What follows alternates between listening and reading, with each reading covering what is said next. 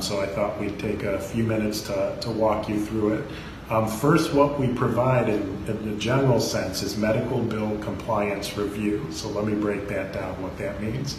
So what we do is we look at medical bills and we look at the itemized report, which is the bill itself, as well as a form that is referred to as the UB04 form, and that is a summary bill that is sent to the third-party administrator of a plan.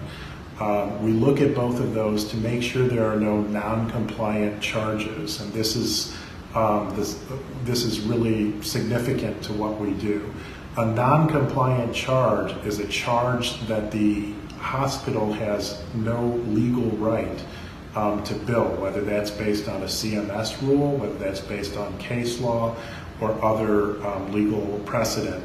The hospital has no right to bill it. So for example, if you have what is called a hospital-acquired condition or a non-event, what that is the proverbial sponge left in the stomach of someone who was having surgery in that area.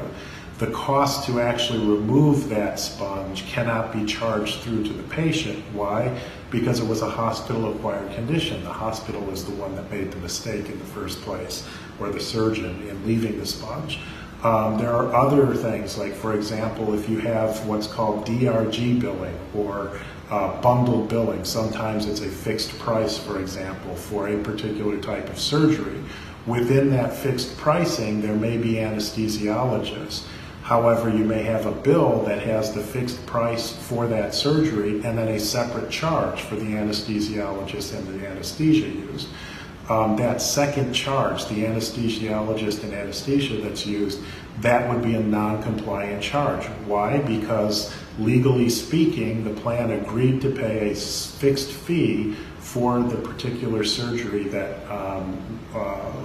was actually provided to the covered individual. And in that fixed fee was the cost of the anesthesia and the anesthesiologist.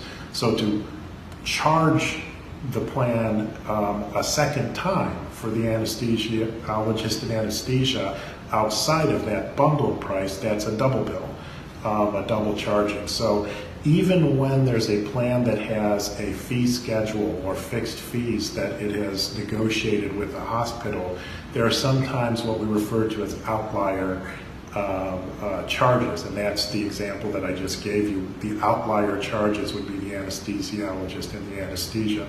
There are others where it's a fixed fee, and then there are outlier charges for other services that are provided, and again, it's something where we make sure that the outlier charges are compliant, meaning they can legally be billed. You're not being double billed or billed for something that's already fixed in the price. In terms of a question that we tend to receive is, isn't this what the TPA, third-party administrator, and or the insurance company is doing for us? Aren't they scrubbing these claims? And the answer to that is no, or at least not to the level that we scrub them. So the Blue Cross Blue Shield, if that's who's being used here, for example, they will do a quick pass to make sure that nothing that is just obviously not chargeable is not put through, but they aren't as thorough as we are. They just don't have the resources to be as thorough. And there are other reasons that I don't want to say on film why I think that that's the case. But the bottom line is they don't really provide this service. So I hope this explanation helps you, and if you have any further questions, just let us know.